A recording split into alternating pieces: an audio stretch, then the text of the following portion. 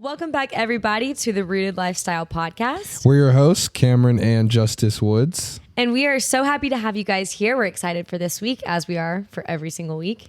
Yeah, I think this one's a little bit different than the last couple of weeks. You know, this podcast has mainly been about our lifestyles, our health and wellness journeys, things like that. But I think this week we're going to talk about our big changes in our life over the past, year and a half. So the biggest change was, one, getting married, of course, but also just moving to a new city. So we thought that it would be great to just sit down and walk you guys through what it was like for us to move to a new city, what it was like for me at first, then getting married and what that's like now, just because there's a lot of people out there who, you know, in their 20s are going through alone periods in their life when you're moving to a new place where you don't know many people. Right. And post-grad is really hard. Even if you're not in post-grad, it's still hard. I mean, there's just nothing like college and being around people all the time. Post-grad's very difficult. I know.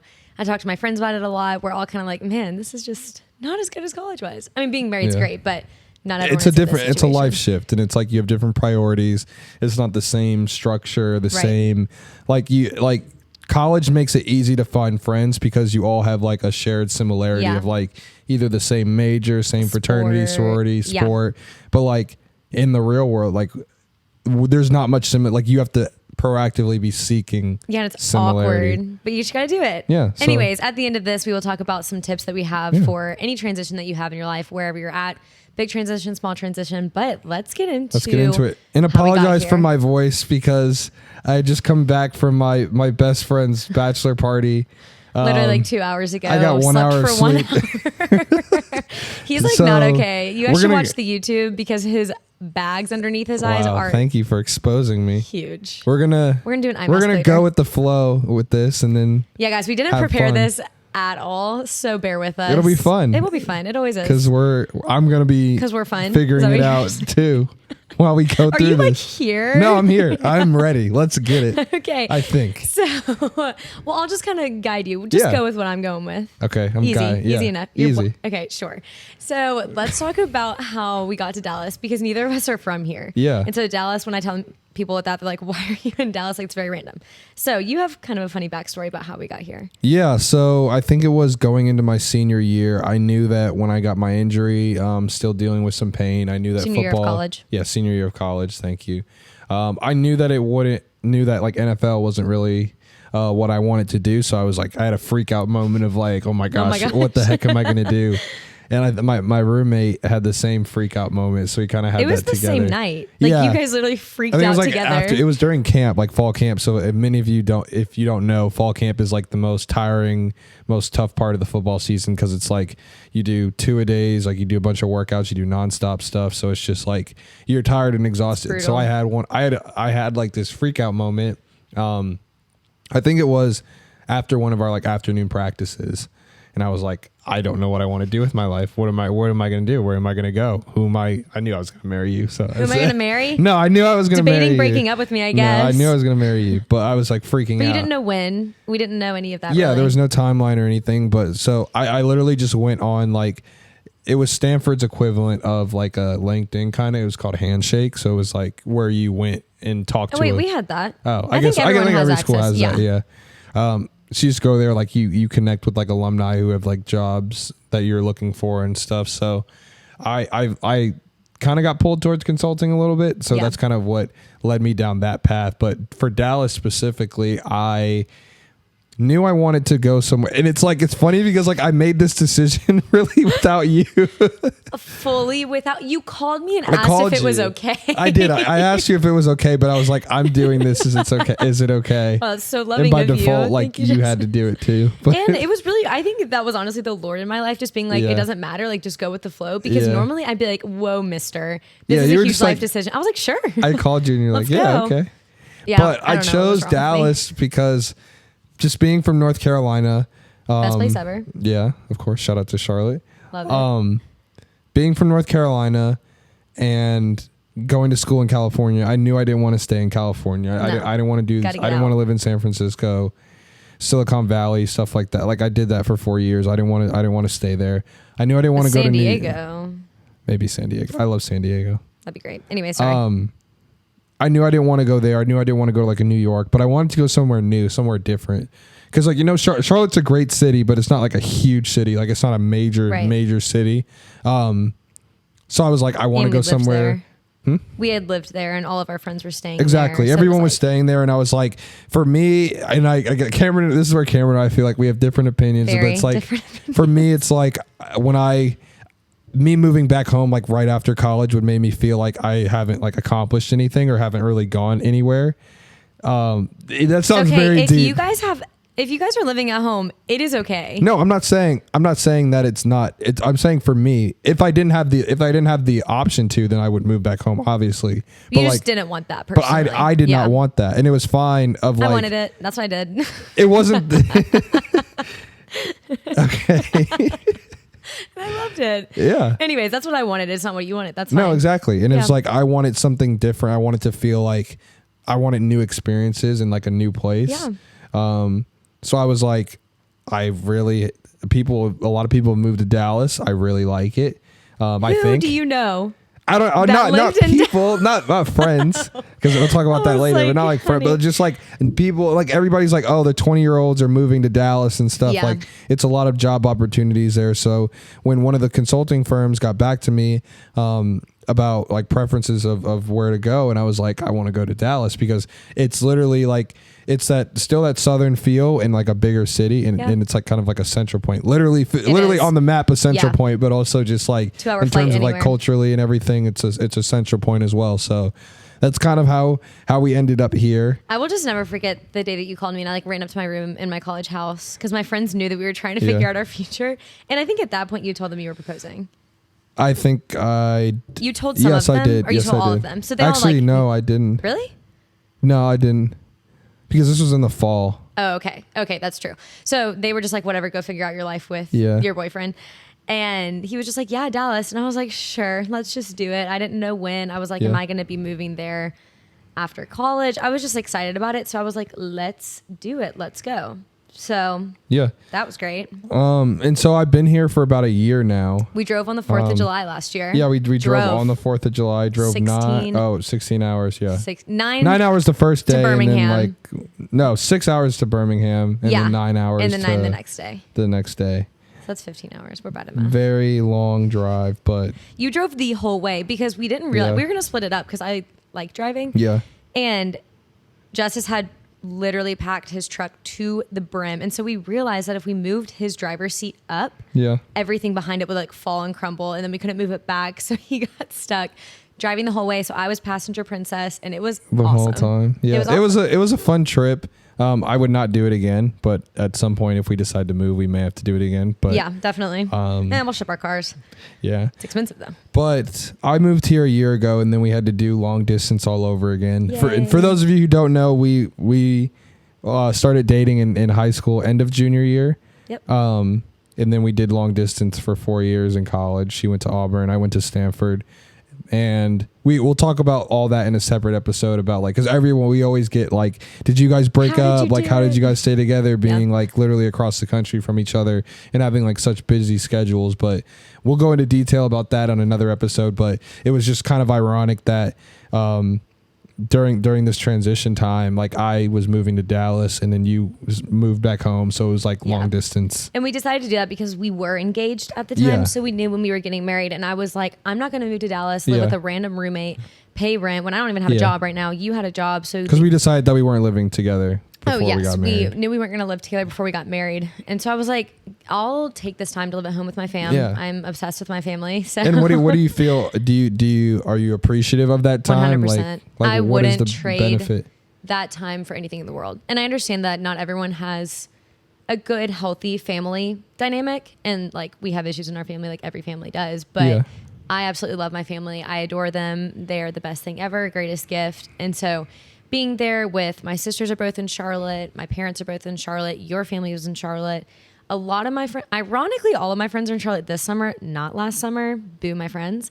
But I still had time with a lot of my friends last summer. So it was really great. And I would come and I would hang out here for about a week because I wasn't working. I was getting my personal training certification, so I could do that wherever I wanted. And so being home was incredible. It was the perfect amount of time. I mean, of course, I wish maybe I could stay longer, but perfect amount of time from May until March. So almost a full year of being there. And it like wasn't exhausting. It wasn't tiring because my parents aren't like down my neck. Like, what are you doing? And it was just like we were having fun together and I could go do what I wanted. I was 22 and like it was just fun. It was the best. Wouldn't trade it for the world. Yeah. And I'm happy that you were able to do that as well. Thank you. It's not easy like transitioning your whole life to a new city. Oh yeah, because I would have had, well, I did do that transition once we got married, but we'll talk about that in a second. What was it like for you being here, not knowing anybody, new job, scary job? I'm fine with being alone. That sounds really depressing. Okay. But like, you sound I like guess, my dad. I'd rather be alone. I'm not saying that I'd rather be alone. Like I love my friends and I love everything. And I think it just may be like a male female dynamic of like, I don't know, like girls require more companionship at certain time, more sociability. Not that guys don't, because everyone needs that. Right, we're built for community. But I think I was so focused on just one, my job and like the long hours that were required, that still are required for my job, and then two, just like kind of just settling in and stuff. Like it was definitely easy to kind of use the job cop out of like, okay, like I'm too tired to do this, I'm too tired to do that. I tried to I think I mostly just like kind of buried myself into work, kind of just because I was nervous. A new job, I didn't know if I was good. I wanted to perform well. So I think like my weekdays just consisted of literally just working, going to bed, waking up, going to the gym. Like literally I was in a rhythm. Weekends were meant for like haircuts and washing cars, washing my car, making food for my week. It was cleaning the apartment because like during the week I just never had any time for that. Yeah. I think it was, I told you this, and it's like living, because I lived by myself that whole time because it was 8 months until we got married. So it's like I didn't want to put somebody in a bad position where I was like, okay, can we live together, but only for 8 months? And have to kick them out. Sometimes that works for people, but it wasn't going to work for us. Yeah. You also didn't know anyone. You didn't want to do the random roommate. You Exactly. were just like, and correct me if I'm wrong. Well, actually, you just talk about kind of like your mental state at Stanford versus your mental state here, in the sense of like, did you prefer, you said you're okay being alone, but like at Stanford, you weren't really alone. Like you had all your friends all the time. Yeah. But would you say that you were happier here in a sense of like being independent? Yeah, I think that's another aspect of it, is like when you play a college sport too, it's like your life is 100% controlled by the school and like everything that you do. And I think the first time that I was here, I've had a taste of like freedom and just being able to choose when I work out, not really when I work because I have to go in the morning, but like when I go to the store, when I do stuff. And it's like my whole entire life schedule isn't around like practice, isn't around meetings, isn't around lifts. And it was very freeing for me. So I was just happy about that I had opportunities just to have that freedom and flexibility. And I was telling you this, like, I think I've told you this before, but like, I really only felt a little bit alone was like on the weekends. Right. Because the weekdays it's like so you're busy. working, you're very tired, you just want to go to bed. The weekend, it was like at school, you just walk outside your room and you're like, your friends are there. You're like, let's go do something. Super easy. Now it was kind of like I have to proactively like reach out to people, like do stuff. And I've made a lot of friends here, even through like people who you know, people through my work, people just that we know both together. Right. And I think it's funny because like I think you're definitely a lot more social than I am. So it's people I tell that to don't believe me, because when you're out with people, you are so social. It's like when I'm out with people that I enjoy, I'm social. That's true. I mean, fair. If you don't want to be there, you're not going to be like, I'm so excited. But that makes sense. That makes complete sense. And it was really fun being able to travel and visit each other. Well, I would come to you. And it was really comforting for me to be here before I moved here, so I could like get the grounds first. But okay, so talking about what you had just said without me being in Dallas, what was it like when I finally moved here? Just like, what was the difference in your weekends? What was the difference? I think the biggest difference is like having somebody to do stuff with like every single day and like do life with. I think that was the coolest thing of just like being like coming home from the gym in the morning and you're there instead of just like nobody, and then me having to cook all my food and stuff like that. And instead you're there, you have breakfast and stuff. So I have breakfast for you. Just a little wife. ready with breakfast. You have breakfast and you have a half drinking cup of coffee that you never finish. Okay, yesterday morning I had like half my cup and I was like thinking it's just isn't here, but I just told you anyway, so it doesn't matter. So now I know. But yeah, that was the saddest thing when we were long distance and you said to me like, I think I want to get a dog. And I was like, okay, interesting. Dogs are really expensive. We want a German Shepherd. That's like a big commitment and you work like crazy. And at the time you were traveling a lot. Yeah. And you were like, but I just want someone to come home to. And that broke my heart in half. You made me sound pathetic. You're not pathetic. You're not pathetic. It was just at all. You're not pathetic at all. It was just you realizing we're not built to be alone. No one's built to be alone. And even when you're at work, you're not really hanging out with people. You're working. You may say hi during lunch if you even take a lunch break, but you're not hanging with people. Exactly. So, but you still went out of your comfort zone. You're not giving yourself enough credit. On the weekends when I was not here, and when I was here, we would hang out with people that we met through work. So like you would take yourself out of your comfort zone and go hang out with your work friends. Yeah. Even when you didn't know them, you would get to know them better. So you would definitely do things on the weekends. It was just like you're exhausted, but you would force yourself to go because you knew being alone wasn't going to fulfill you in a way that being with other people could. Yeah. And like you said before, like fast forwarding to you being here, I think having you here has been I don't know. It's interesting because you say that I'm more social when I'm with people, but I guess what I meant to say is that you're more the person who will go out and like create the plans. Yeah. I'll just sit back and let somebody invite me to something if nobody does, and I'm just like, okay. Relationships are a two-way street. Exactly. So we got some work to do with that, but it's okay. I just drag you along now, and it's great. We've met a lot of good people. Exactly. But sorry. No, go ahead. Go ahead. I was gonna say, how has it been for you on your end of like moving here from being at home?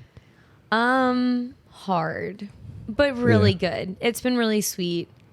Different than I don't really know what I expected. I honestly just didn't think about it. I didn't think about it. I'm really good at not thinking about things. Mm-hmm. Like if I'm like nervous about it or stressed about it, I just don't really think about it, which I don't suggest doing that. That's really not healthy, but it's okay. It all comes to a head and then I freak out and then I'm fine. Mm-hmm. So I think pretty much the weeks leading up to the wedding, you're a little bit stressed about the wedding, a little bit stressed that I'm getting married.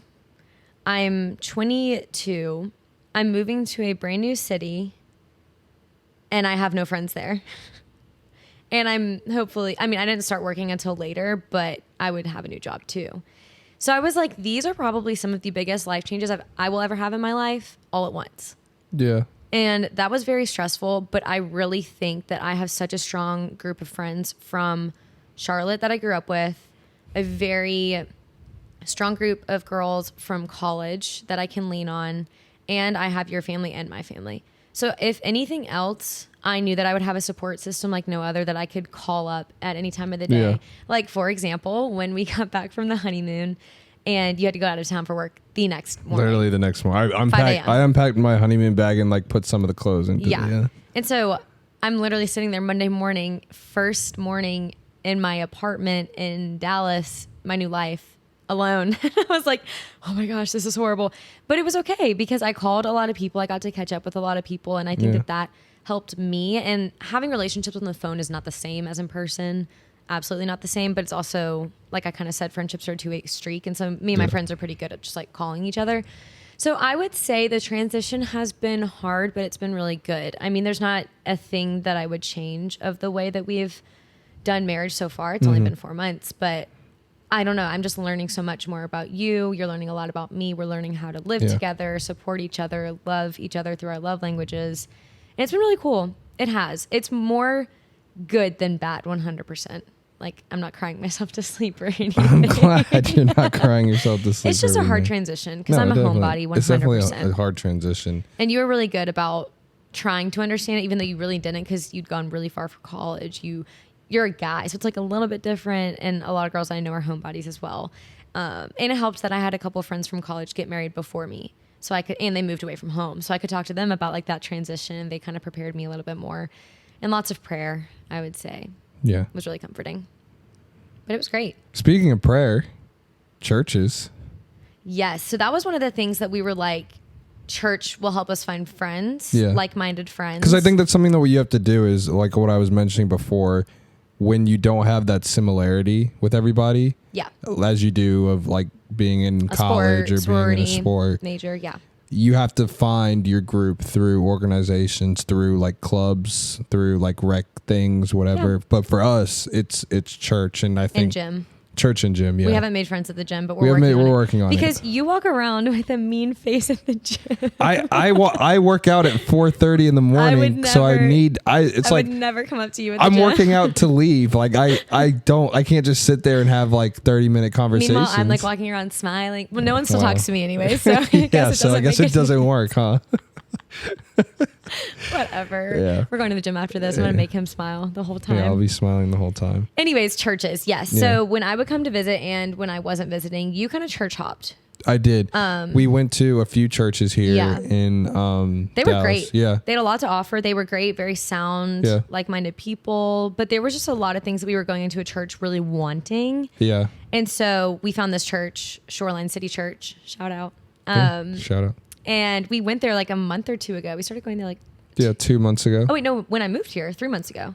Yeah. Yeah, 3 or 4 months ago.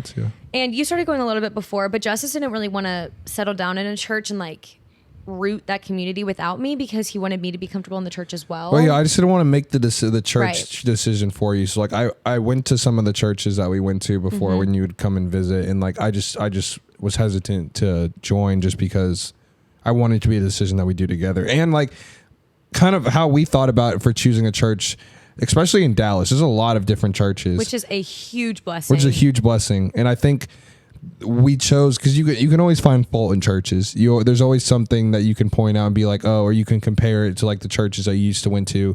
And I think one thing that we talked about was like, what do we need in this season of our life? Like, what are we looking for the most? And, you know, some churches had better teachings that we thought. Some churches had better worship than others than we thought. But I think what stood out to us for Shoreline was the community aspect. And that's something that we needed during this time in our lives, because we were like, we want to grow and we want community, not just with like people our age, but people who are like-minded and following the same mission and goal as we are with our faith in Jesus. So. And I think it was really cool because at this church, church is a hard thing to talk about because, like you said, you can find a lot of corruption in churches. Exactly. And people have very strong opinions about church, which I don't know, but that's kind of upsetting. Anyways, with this church, we would walk through the door and people were genuine. People were smiling at you. People were like, welcome to church. Like, they complimented your smile one time. They told me they liked my shirt. And it's really sad because when I was talking to one of the women that serves there, she was like, yeah, it's really sad. It's a shame because a lot of people think our church is fake because we're kind. And a lot of people get kindness confused with fakeness. And I think that's a really sad way that our society has like twisted that. That is very sad. But like, I love that aspect of the church. I love the worship. We both love the worship because that's one of our favorite things is just worshiping. Yeah. The teaching is very sound. Community, like you said, is very sound. And then we actually wanted to challenge ourselves and get involved with serving once we decided we wanted to get involved in their connect groups, which is like just like their small community groups, and we also wanted to get involved in serving as well. So Camryn joined a women's group, I joined a men's group, and then we both serve now. I do parking, she does littles. What is it, 1-year-olds? So it's supposed to be infants, but I told them I'll go wherever. And this morning was actually my first morning of doing it. I ripped my jeans. Like, I have a little rip in my jeans anyways, and then it just went like down my leg. So ripped my jeans. The babies were crying the whole day, but I did my best. And I love it though. There's really a need for people to watch kids, because it was so sweet for every parent that like handed me their child and like trusted me with their child. They were like, thank you so much for doing this because I get to go worship and not think about my kid, you know? So it's really sweet. And with parking, I mean, who wants to do that?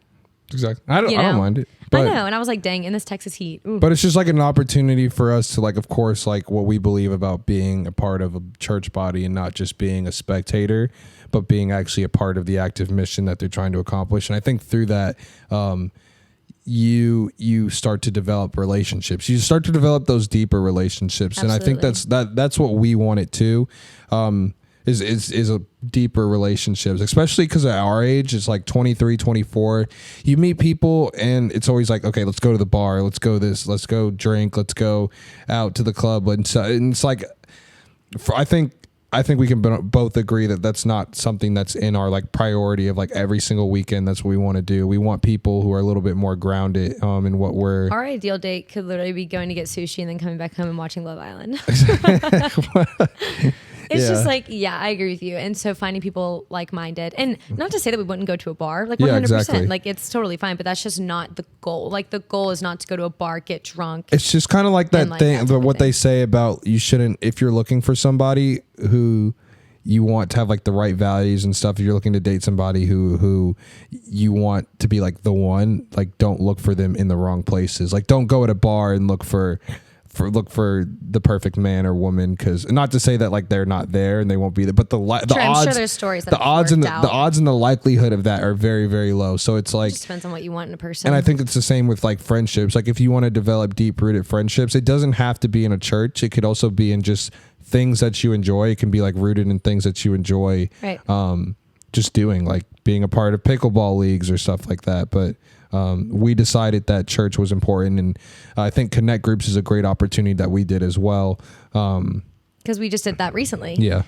You've gone to like 2 sessions with the men, and I've gone to 1 with the women because we do it every other.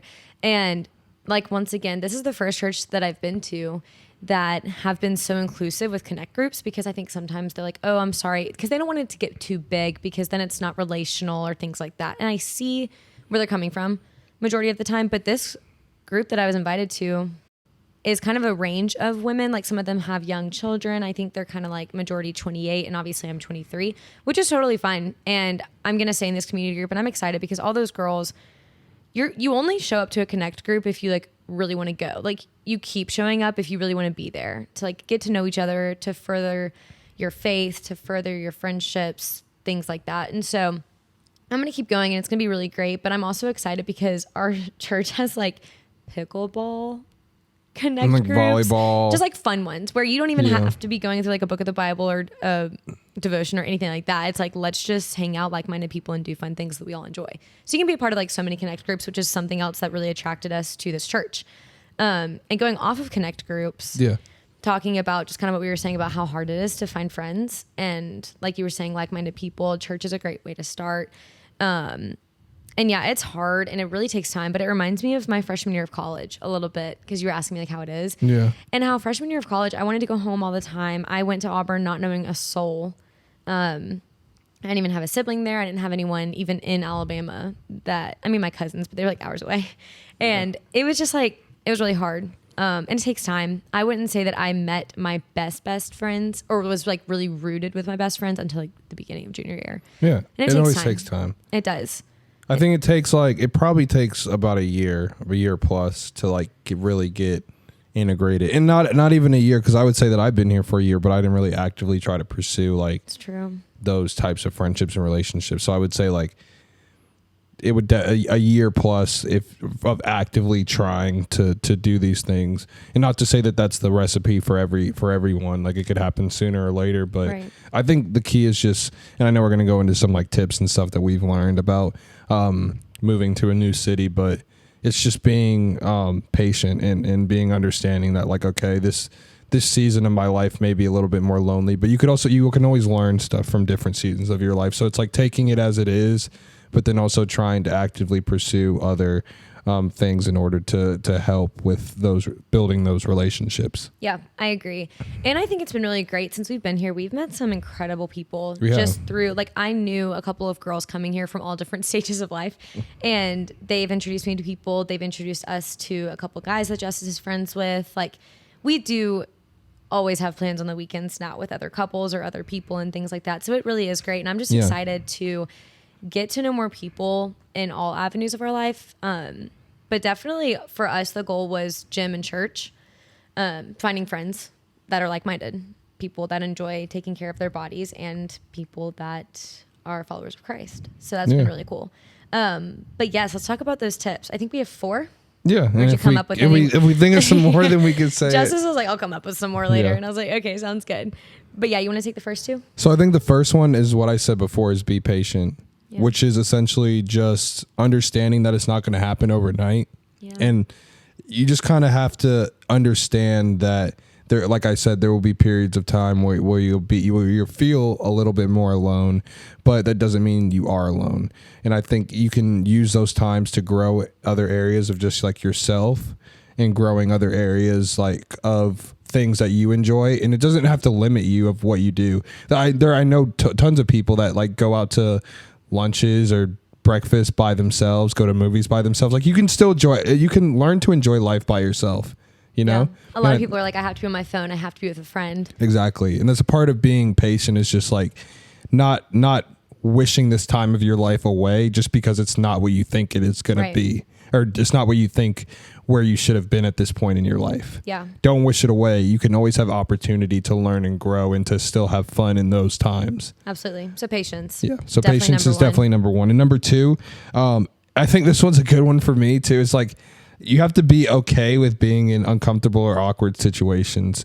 I say that because awkward situations usually arise like when you go to a community. I'll give you an example, like a community group. Like there's 20 people in there. You don't know anyone. You're sitting there. You're trying to vibe out people. Like, who am I going to gravitate more towards and stuff? And it's hard because you don't want to feel like you're just like you don't belong. Like you don't belong. You don't want to feel like the odd man out. But at the same time, like some people there may have already had some relationships together, so they're already closer. And it's like, how do you just insert yourself into that? So I think you need to be comfortable in those uncomfortable situations and just keep like going, keep trying things. Don't give up too easily. Yeah. Because like I've had experiences where I've literally sat and just like watch people talk in a community group. Yeah. And like, I'm not in the circle, I'm not talking with them, and I'm literally just standing there alone. And I'm like, wow, this is so uncomfortable. Yeah. But it's okay. They don't know me. I don't know them. And so when they're done with that conversation, I'm going to step in and like try to get to know them more. Exactly. It takes time. It's just like you said. You just have to keep trying new things, or keep like trying. If easier said than done. If you're joining a club, like keep going. If you want to try something, like join the club if you haven't already. Like go on a walk or something. Like there are tons of stuff, even on like TikToks or Instagrams. Like people have like meetups and stuff that they do. Or the like Katy Trail, the Katy Girl. Haiti. What did you just say? The Haiti Girl. Yeah, I'm falling asleep. So. There's the Katy Trail Hot Girl Walk that my friend and I want to go to, but we haven't yet. Exactly. So I can't walk right now. I hurt my knee. Stuff like that is what I'm like getting at of you should just go. Yeah. Because like, what's the harm? Even like going into a gym, kind of what we were talking about, like it's so awkward and uncomfortable for the first time, at least for me. Just keep going. Like it'll get easier. Exactly. And then you start seeing similar people. You start bumping in, having conversations. And before you know it, you're like starting to hang out with them. But do you want to take the next one?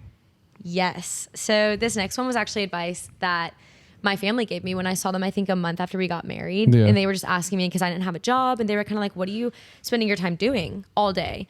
And it's funny because most people would be like, oh my goodness, like, is she mentally okay? Because she's not really with people during the day. She's just kind of like at home. And for me, I took the time of being alone to kind of invest in myself in the sense of starting new hobbies. So random things, like I got a camera, so I've been working on like camera settings and recording new things. Or I challenge myself to go on a walk every single day and call a new friend, or my mom. It's probably my mom always, but if my friends are available, I'll call them. You could start literally any hobby. Like, what are some hobbies? Biking. You can start biking. Do you get a bike? Roller skating. A lot of people roller skate. Yeah, a lot of people do roller skate. A lot of people do. Get a dog. No, I'm kidding. Pickleball. Yeah, but you do kind of have people for that. Golf. You don't need people for golf. I started taking up golf when I was here by myself. I don't think I'm going to be a golf girly. Well. But my hobby was my camera. My hobby was reading. You can do cooking. That's always a good hobby to get good at. Are you winking at me because you're trying to get me better at cooking? Y'all, I tried to make this pesto last weekend. Oh my gosh. Disgusting. Don't let me cook. If you come over, Justus will be cooking for you. No, it just didn't have enough basil in it. Yeah, it was sad. Anyways, so try to find a hobby. It's uncomfortable, but like Justus said, for number two, try to be comfortable in the uncomfortable situations. You're uncomfortable because you're alone, or like you don't really know what to do tonight. Okay, do a self-care night, or call up a friend, or go eat dinner by yourself, and you never know who you might meet. I kind of love going to dinner by myself and challenging myself to not be on my phone. because I think that myself personally and our society is just like stuck in our phones. And I think it's so easy to be like, I'm uncomfortable. I'm going to go sit on my phone over here in the corner. Yeah. So I don't look like a loser. But then it's like, wait, A, no one cares. B, I know you're uncomfortable, but just like challenge yourself. Like watch a TV or people watching, guys. It's so fun. That could be a hobby. People watching is fun. Yeah, we'll start a people watching club. But yeah, so if you're uncomfortable with all of this alone time in a transition, try to find a new hobby. Sourdough. A lot of girls make sourdough bread, which is a really fun hobby. But yeah, there's a lot of different things that you can do. So many different things. And then the fourth and final one, unless you've come up with another one, Justus. Go ahead. I would say being rooted in our relationship with Christ, separately and together, was a huge help for me. At least I know it probably was for you. How so? Kind of like what we're talking about of being alone and knowing that I'm not actually alone. And I know it's easier said than done because obviously I can't see Jesus face to face, like that sort of thing. But through prayer, through reading books, through journaling, I really like to journal. It's almost like prayers to God, just like, oh, sorry, I just hit my headphone. I'm a very motion person when I talk. What? I move my hands a lot when I talk. You're a motion person. Yeah. Gosh, I'm tired too. So I really like to journal as if I'm talking to God, just like, here are my frustrations. Help me to do this. Or like, I had a great day today. I'm going to challenge myself to do this today. Praying for this person, just kind of whatever. And I think that knowing that I'm not alone and knowing that you're not my stable ground, like you're not the person who's going to save me. I'm not your foundation. Yeah. Also puts that into a perspective because I think when I was worried when we got married that I was going to kind of trade your place with the Lord in my life, like in the immediate, like the easy answers of like what do you I'm mean? Struggling, I'm going to go to Justus. Okay, so you're saying like I would be your go-to person. Yes. Yeah. When like Jesus, you can be my backup person, you are my backup person, but like I challenge myself to go to God first because he's the one that can like truly help me the most, even though you can too. Exactly. But having Jesus as number one and like having a faith that is still growing through all of that. And I do think through hard times, your faith grows.